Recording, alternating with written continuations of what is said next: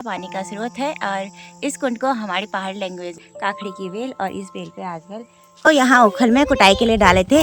उतने जो देखे जो ये मंडवा होता है ना, इस मंडवे के बाहर से ये जो वाइट हमें ऐसा चलाया जाता है। जैसे अभी देखिए हमारे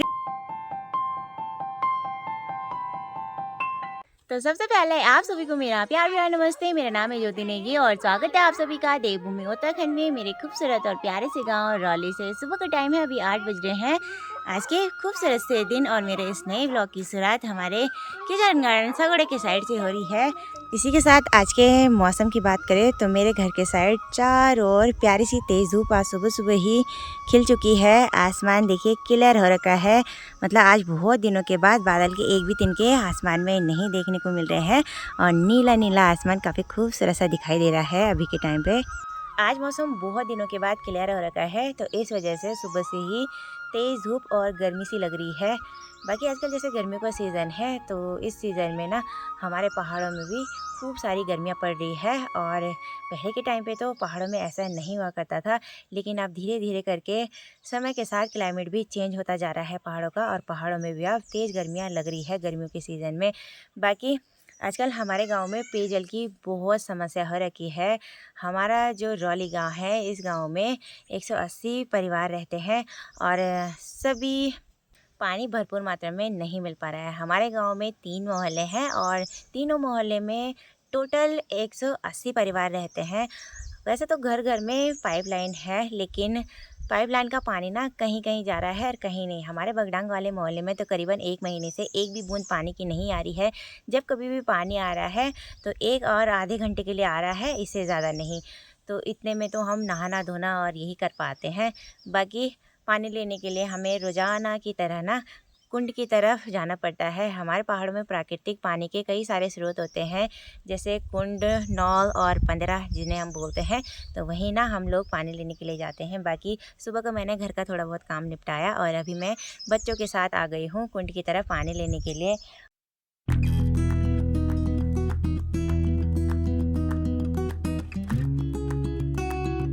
अभी मैं कुंड में भी आ गई हूँ और यहाँ सामने देखिए ये छोटा सा पानी का स्रोत है और इस कुंड को हमारी पहाड़ी लैंग्वेज में ना नौल बोलते हैं। पहाड़ों में ऐसे पानी के स्रोत होना आम बात होती है और गांव के जगह जगह पर ऐसे पानी के स्रोत आपको बहुत सारी जगहों पर देखने को मिलेंगे। ये जो पानी का कुंड है, इस कुंड में आज से कई सौ सालों से पानी ऐसे ही निरंतर निकले जा रहा है और हम लोग जब गर्मियों के टाइम पे पाइपलाइन पे पानी नहीं आता तो ऐसे ही स्रोतों से घर के लिए पानी ले जाते हैं। बाकी कुंड का जो एरिया है और छोटा सा है, मतलब इस छोटे से कुंड में खूब सारा पानी निरंतर भरा रहता है और पानी के स्रोत देखिए यहाँ अंदर की साइड से निकल रहे हैं। यहाँ तो इस जगह पे काफ़ी ठंडक सी है। ऊपर के साइड देखें तो काफ़ी झाड़ियाँ झाड़ियाँ हो रखी है और यहाँ सामने की साइड पे भी खूब सारा पानी निकल रहा है देखिए इस जगह से। बाकी कुंड के ठीक ऊपर ये बांस के पेड़ हैं और ये जो कुंड में पानी आ रहा है वो बांस की जड़ों का पानी है, जिसे शुद्ध और पवित्र मानते हैं। और बांस की जड़ों का पानी पीने के लिए ना बड़ा ठंडा ठंडा होता है और हमारे शरीर में खाना पचाने में भी बहुत अहम रोल रखता है भाई।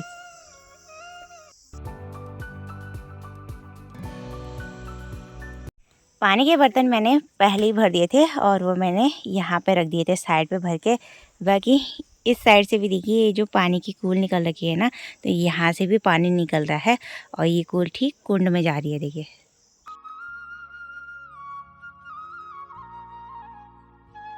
पानी लेके मैं घर पे भी आ गई हूँ और अभी इतनी तेज़ धूप लग रही है ना कि बाहर आंगन में खड़ा नहीं रहा जा रहा। बाकी आजकल हमारे किचन गार्डन में खूब सारी हरियाली बढ़ गई है और काफ़ी सारी बेलें ना बड़ी बड़ी होने लगी है। और यहाँ नीचे की तरफ ये है काखड़ी की बेल और इस बेल पे आजकल खूब सारे फूल आ गए हैं काखड़ी के। ये देखिए, तो ये पहाड़ी काकड़ी है और इन काकड़ियों का साइज़ काफ़ी बड़ा बड़ा होता है और इतना ज़्यादा पानी इन काकड़ियों में रहता है, मतलब बहुत मीठी सी होती है ये काकड़ी खाने में।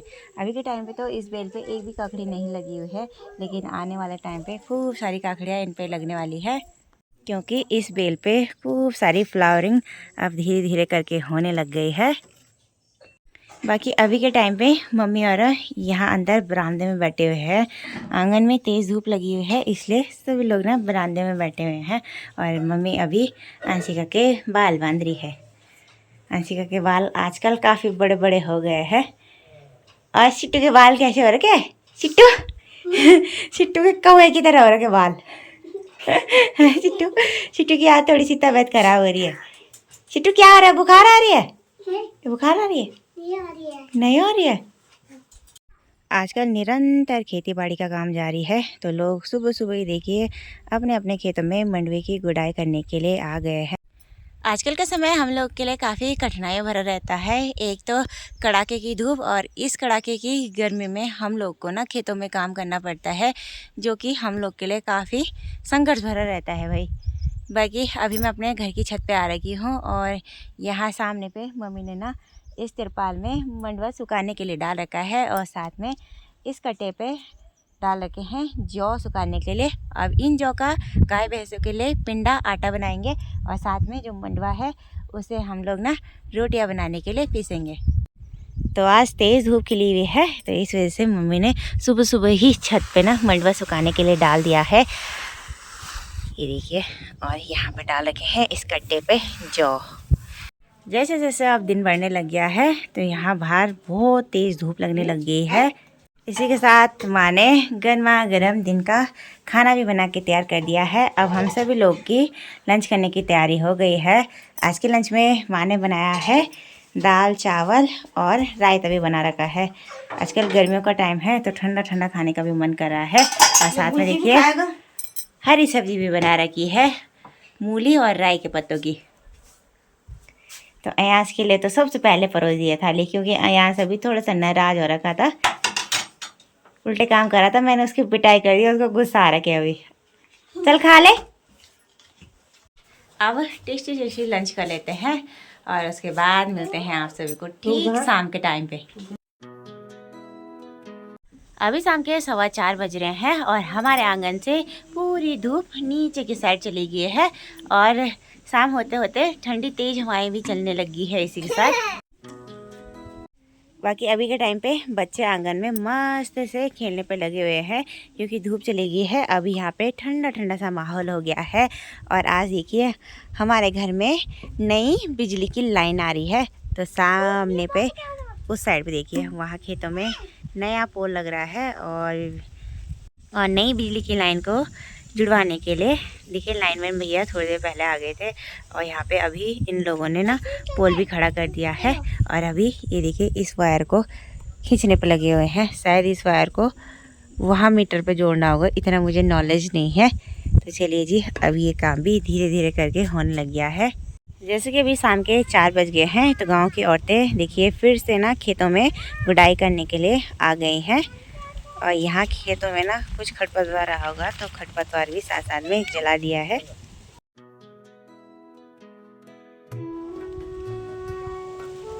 टाइम पे बिंदेश्वर के घाटियों में मौसम काफ़ी ख़राब हो गया है। आसमान में चारों ओर काले काले बादल आने लग गए हैं और इसी के साथ ये जो धुएं की धुंध है ना लगातार चारों ओर फैलती जा रही है।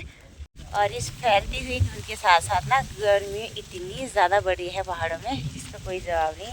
मतलब आजकल पहाड़ों का माहौल काफ़ी ख़राब सा हो गया है, इतनी तेज़ गर्मी पड़ी है जिसका कोई जवाब नहीं। बाकी अभी तो मस्त सुहावना सा माहौल हो गया है और हम लोग मस्त यहाँ आंगन में बैठे हुए थे। बाकी अभी का मेरा काम है, हमने छत में जो सुबह के जौ सुखाने के लिए डाल रखे हैं ना मम्मी ने, तो उन जौ को मुझे खाना है। उन जौ पे लंबे लंबे कांटे जैसे कीस होते हैं, तो एक बार उन जौ को चक्की में पीसने से पहले खाना पड़ता है, वो भी ओखल में। तो चलिए जी, अब पहले ना चाय पी लेते हैं। अभी मैंने चाय नहीं पी और उसके बाद जौ की खंडाई करते हैं ओखल में।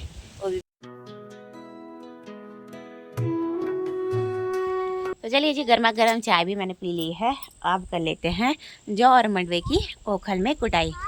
तो यहाँ मैंने ऐसे टीन के सूप में जौ कट्टे से निकाल के ऐसे रख दिए हैं। और इन जौ पे देखिए ये जो बड़े बड़े कांटे हो रखे हैं ना साइड साइड पे, ये देखिए कुछ ऐसे वाले कांटे, तो ये कांटे तोड़ने हैं। तो इन सारे कांटों को ना एक साथ हम इस ओखल में ही तोड़ सकते हैं। और ओखल की साफ़ सफाई माँ ने कर दी है। बाकी ओखल हमारी छोटी सी है, तो उसके बाहर से मतलब कवर करने के लिए ओखल को। ये ना लकड़ी से बना हुआ ये बर्तन है, तो इसे लगाना पड़ता है। तो इस बर्तन को हमारे पहाड़ी लैंग्वेज में छोपरो बोलते हैं। इसे लगाने से ना ओखल के बाहर अनाज नहीं गिरता है, तो इसको लगाना बहुत ज़रूरी होता है भाई।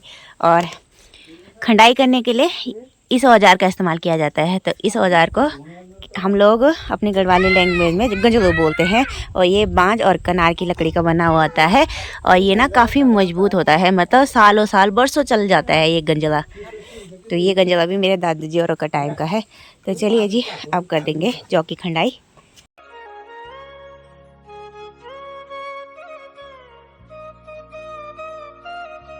एक घाड़ में हमने जितने जो यहाँ उखल में कुटाई के लिए डाले थे उतने जो देखिए अच्छे से कुट चुके हैं। मतलब इन जौ पे देखिए जितने भी कीस हैं सारे टूट गए हैं, और ये जो परफेक्ट हो गए हैं चक्की में पीसने के लायक। अब माँ इन जौ को निकाल देंगी। जो तो माँ ने सारे तसले में निकाल दिए हैं। अभी हमने दूसरी बारी में उखल में मंडवा डाल दिया है। और जो ये मंडवा होता है ना, इस मंडवे के बाहर से ये जो वाइट छिलका आप देख रहे होंगे, तो ये छिलका ना मंडवे के साथ नहीं पीसा जाता। ये छिलका अगर आटे में पीस गया तो आटा कड़वा सा होता है, इसलिए इस छिलके को निकालना मंडवे से बहुत ज़रूरी होता है। तो इसलिए हम लोग इसकी कुटाई कर रहे हैं आटा पीसने से पहले। तो अब एक बारी में हम इस मंडवे की कुटाई दोबारा से कर लेंगे।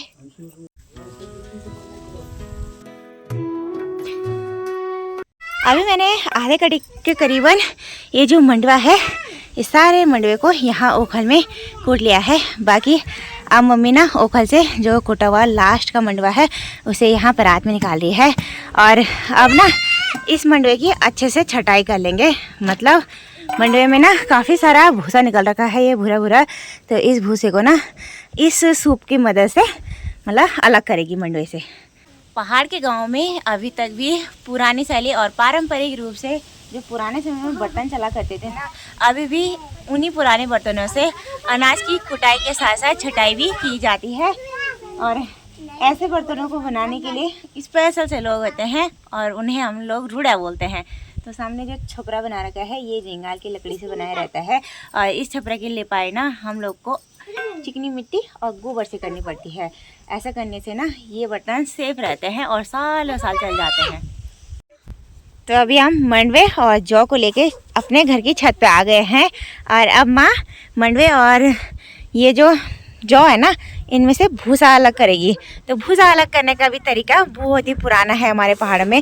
जो ये टीन का सूप है, इस सूप से ना इस मंडवे को हाथों की मदद से हवा की दिशा में ऐसा चलाया जाता है, जैसे कि मम्मी चला रही है। देखिए ऐसे करने से भूसा अलग हो जाता है। और अभी देखिए तेज हवाएं चल रही है, तो हवा सीधा सामने की तरफ चली है, तो भूसा भी उसी तरफ को जा रहा है। देखिए तो ऐसे करने से ना जो ये मंडवा है इसकी अच्छे से छटाई हो जाती है। और अभी देखिए मंडवा बिल्कुल लाल लाल कुछ ऐसा दिखने लग गया है, मतलब इसमें से पूरा भूसा छट गया है। अब सेम प्रोसेस से माँ सारे मंडवे की छटाई कर लेगी।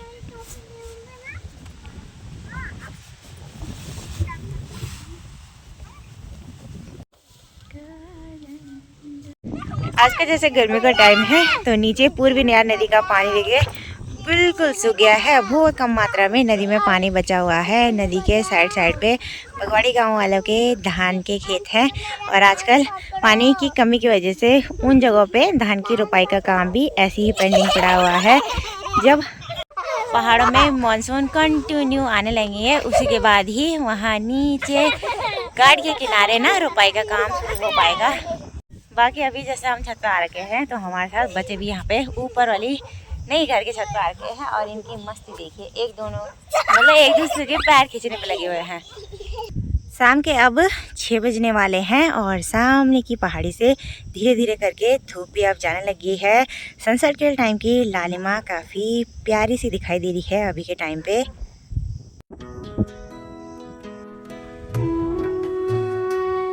शाम के अभी 7:30 बज गए हैं, और अब घाटी में धीरे धीरे करके उजाला भी कम होने लग गया है। इसी के साथ धीरे धीरे करके अब अंधेरा भी होने लग गया है। बाकी अभी हमारी हो गई है रात के डिनर बनाने की तैयारी। तो आज के डिनर में हम बनाने वाले हैं आलू और चने की सब्जी। तो आलू को हम ना सिलबट्टे में कूट के बनाने वाले हैं, और अभी देखिए मैंने सिलबट्टे में आलू भी धुल के रख दिए हैं। इसी के साथ मम्मी ने गैस पे चाय गर्म करने के लिए चढ़ा रखी है। तो एक बारी में मैं ना इन सारे आलू को पहले कूट लेती हूँ साग बनाने के लिए। आजकल देखिए हम ये छोटा वाला बिलौता ले आए हैं।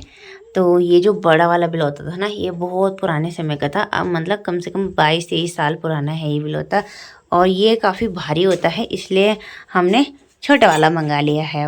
और ये ना नदी के किनारे अब खूब सारे मिल जाते हैं। आजकल हमारे गांव के लड़के लोग ना नदी के किनारे मच्छी पकड़ने जाते हैं, तो पापा ने देखिए उन्हीं से मंगा रखा था ये। और इसको एक हाथ में पकड़ने में काफ़ी आसानी हो रही है मतलब। और जो ये बड़ा वाला था ना, इसको हम दोनों हाथों से पकड़ते थे और तब जाके आलू की कुटाई करते थे। ऐसे में ना आलू इधर उधर ज़्यादा बिखर जाते थे। सारे आलू मैंने सिलबट्टे में बारीक करके कूट लिए हैं और अब ये आलू परफेक्ट हो गए हैं साग बनाने के लिए। बाकी इस बड़े से कटोरे में सुबह से ही हमने चने भिगाने के लिए डाले हुए थे, और चने भी देखिए भीग के फूले फूले हो गए हैं, तो मतलब थोड़े से सॉफ्ट हो गए होंगे। और अब ये चने जल्दी से उबल जाएंगे। ये देखिए 2 टुकड़ों में हो जा रहे हैं हाथ से ही। बाकी माँ ने चाय भी गर्म कर दी है। एक बारी में शाम की गर्मा गर्म चाय पी लेते हैं, उसके बाद करते हैं डिनर बनाना शुरू।